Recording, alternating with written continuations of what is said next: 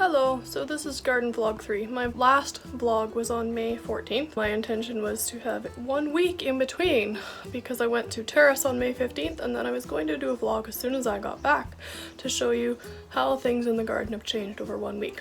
Well, it's June 5th, so that didn't work out well. Anyways, there's still been a lot of change. So I'll show you around the garden, show you how all the trees and shrubs in the yard have changed, and show you the garden because we actually got the garden in now and how we did it differently.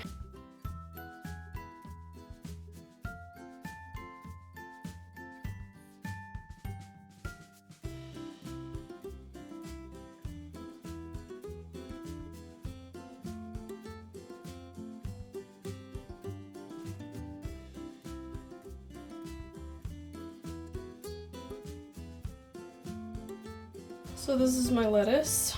We had a aphid infestation when I got back from Terrace, and so I'd actually cut all of the lettuce off and taken it in the house, and now it's coming back and I think it's aphid free. I'll have to take another look at it today. So tomatoes in here have gotten pretty large and they're starting to bloom, so we can start going around and just like tickling the blooms, and then the next ones. And that pollinates them. Also, our neighbor across the back alley has a ton of bees. He has 4 hives he set up in the backyard, so we should have really good pollination this year with all the bees in the neighborhood. So in the middle we've got the strawberries here. These are some basil I put in literally just this morning. There's the herb bed coming along. My sister's been in it and we did it and added all her new herbs this year. Back here we have the blueberries, which are coming along pretty well.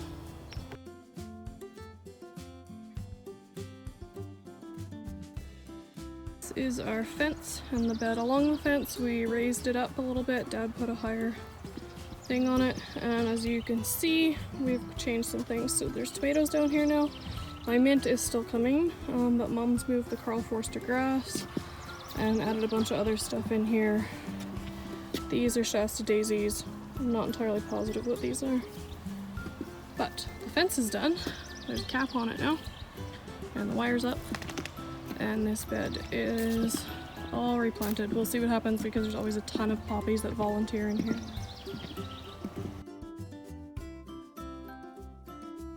This is all the clematises, and there's some Shasta daisies in here, and there's a rose right there that's starting to come. Mostly it blooms and doesn't put out much for leaves, but whatever. The grapevine over here is also starting to come back. More clematis. This clematis always comes really well every year.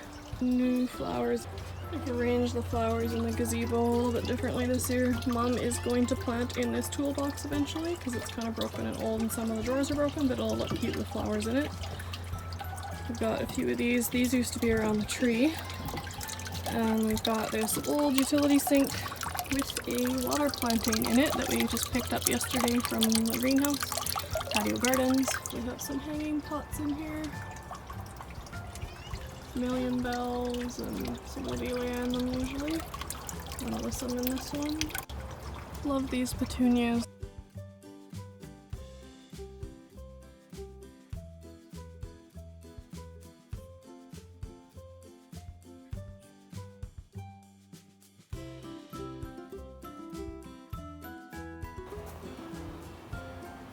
Here is our lilacs. They're full bloom.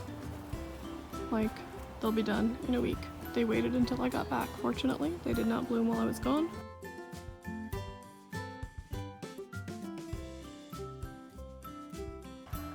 Saskatoon is ready to make berries now.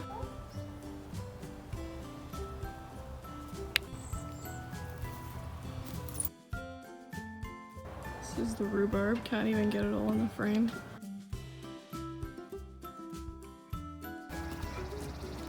This is the willow by the garden gate, all leafed out.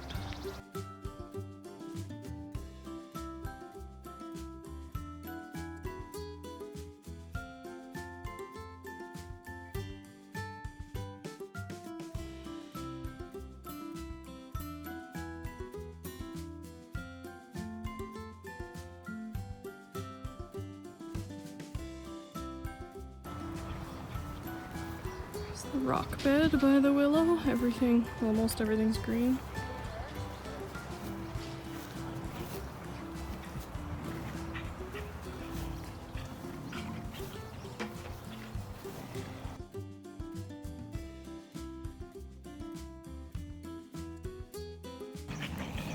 So the tulips did wait until I came back to bloom, but since I waited too long to do this video, they're nearly done already. I've got the butterball here. This is the giant poppy. Bleeding Heart's got a few little blooms on it. Peonies have gotten quite large. Hopefully, we got some little buds on them here, so hopefully you can see the ants on them. That's how they open up, is the ants.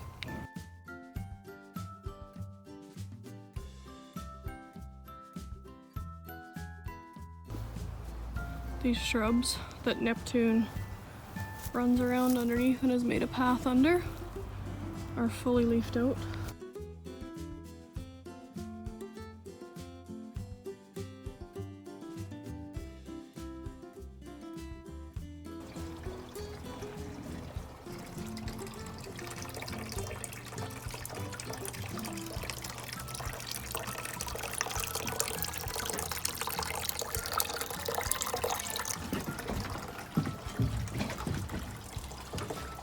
This is chocolate mint and Indian mint.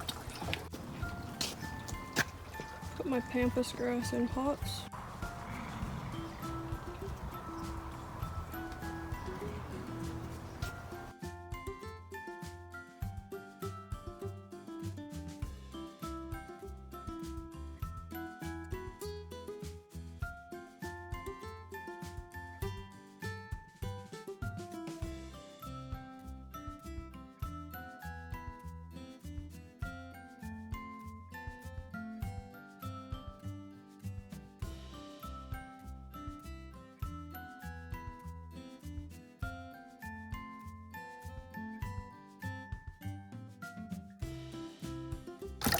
These are my pots from out front.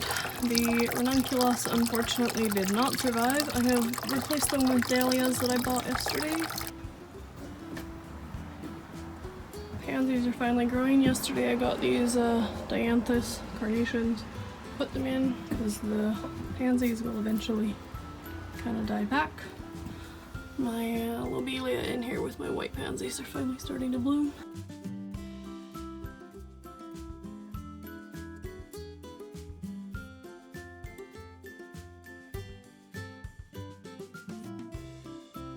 Is the bed by the front deck. My gladiolas are getting quite large. They're over a foot tall now.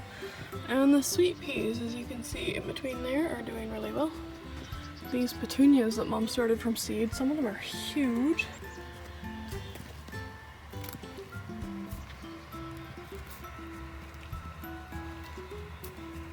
Geraniums are blooming.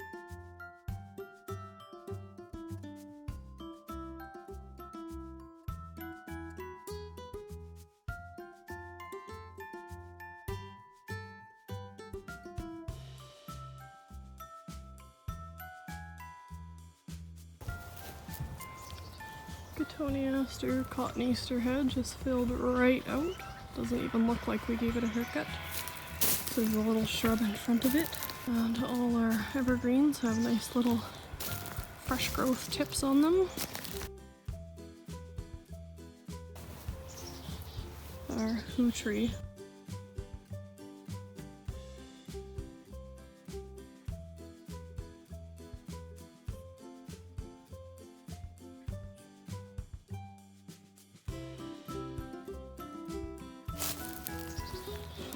So, the tulips have put up a bunch of these, but none of them up here have done any blooming yet, so I'm not sure what's the deal with them.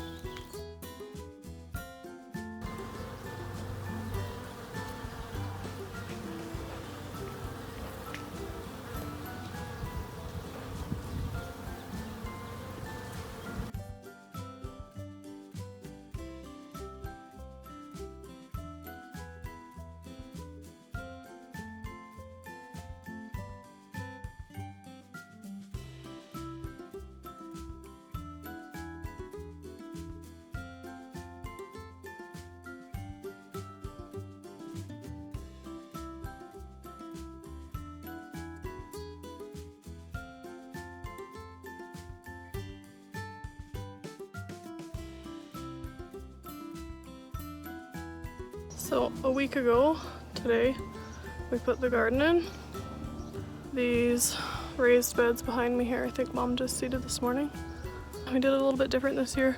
The peas right here are still in long rows because putting up pea wire in a different shape is just a pain in the butt, so we didn't do it. But here, so we've got tomatoes in the ground. We haven't put tomatoes out in the garden for a while. We usually just do them in the greenhouse. But behind me here, you should be able to see we've got, here, let's try this way. Square beds. So 4 long square, but sort of square rectangle beds, I guess. And then over here, more tomatoes, and then 6 rectangle beds again. The peas are actually starting to come up already, so that's exciting. So we've got tomatoes at the start, and then we've got carrots, and more carrots, I believe. And then this is 4 rows of beets. There's some Detroit Supremes on those 2 rows, and then these are deep cylinder beets in these 2 rows. This is cucumbers that we started in the greenhouse. I'm not sure what variety these ones here are, but these 3 on the end are lemon cucumbers. Over here we have beans, I believe, in this bed. We've got bush beans, and then we've also got something called pencil pod black wax beans on this end of it. In this bed, I believe we've got some more beans. And then we have 4 beds of corn. I'm curious to see how the corn does in this formation. It's already coming up a bit here. You can see some little babies. Sometimes we get like windstorms and hailstorms later in the year once the corn is tall, and we've had problems with it falling over before. So I'm hoping that in this kind of formation, with it clumped together a little more, I think there's 3 or 4 rows in each bed here, that it will stand up with itself well. So these raised beds are new to us. Mom and I built them last week. I think she just seeded them this week though. So we've got corn salad, I think it's a lettuce, and then arugula, and some more lettuce. And then in here we've got kale and kohlrabi, and then there's a few more things she wants to get and put in here that we have to go get seed for. And we built these so that we could do some of this like kale and lettuce stuff outside and have it covered so that the butterflies don't get into it, because that's what wrecks things like cabbage and broccoli and cauliflower and stuff, which I think we're gonna try. We've also got these 2, I don't know, cold frames, or they're like netting, so you can put them over things that get butterflies. So I think we're gonna make another one of those and plant some more stuff like that in there. In these 2 mounds here, we've got winter squash. And then back here, we've got all our zucchini, which is blooming nicely. Hopefully there's some female blooms on there so we can start pollinating and producing. Over here, there's another mound of winter squash. This is my sister's bay tree. This is my jasmine that I found at Parkland Garden Centers in Red Deer just before I left. It's quite happy. It's grown a lot since I left. It looks like it's done blooming right now, but it was blooming a few days ago. I'm really happy with it. Seems to be growing well. This is called boxwood basil. I found it at Bluegrass Sod Farms just before I left, and I am fascinated by it. It's extremely aromatic. It's the most scented basil I've ever had, and it's grown really quickly. I potted it right away when I left, and it's like tripled in size since I bought it, so I'm excited to see how it goes. And the leaves are really small, so I shouldn't have to chop them. You should be able to just throw them in stuff. So this is some thyme that we got, some creeping thyme. The first one here is dwarf creeping thyme. It's my favorite because it's tiny and really low. This is woolly thyme, and at the back there we have a red creeping thyme, which is starting to get its little red bits. I'm curious to see what these do. I've been looking for a lawn replacement because I would love to not have to mow lawn, and lawn is not really all that great for any of our wildlife in the city. So I'm curious about how these will do. I probably planted them too close, but we'll see how they creep. The red creeping thyme has already grown in size since I put it in. We'll see what they do. If they grow well, perhaps I'll put some more in next year and see if we can replace the lawn with something else. So if I had one tip this week for your garden, it would be to check your moisture. Mom and I were just weeding in here and the garden's pretty dry. We did water it the night we put it in, but just keep an eye on it. We did have a little bit of rain yesterday, but not very much. So perhaps a good idea to water your garden this week if stuff's starting to come up. So that's a wrap on this week's gardening vlog. See you again eventually.